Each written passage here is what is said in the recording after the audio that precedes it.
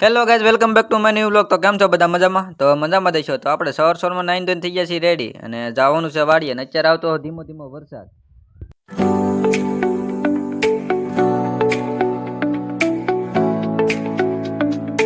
પછી તો મિત્રો બેસી ગયા સવારમાં નાસ્તો કરવા.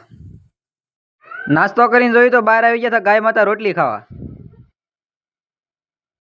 પોગી જાય છે મિત્રો વાડીએ ને આપણે કપાસમાં નાખવાનું હતું ખાતર, એટલે જો ડોલું ભરીને નીકળી ગયા છે પાછા ખેતર તરફ. વાગી જતા મિત્રો 11, એટલે ગરમા ગરમ ચા આવી ગઈ છે.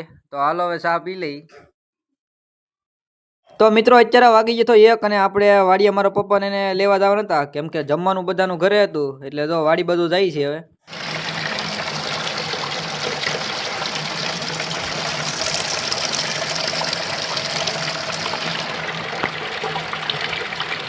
વાગી જાય છે 3 એટલે પી લીધી છે ગરમા ગરમ ચા. પછી તો મિત્રો આપણા ઘર પાસે આવી જતા પાણીપુરી વાળા, એટલે એક ડીશ ભરીને પાણીપુરી લઈ લીધી છે.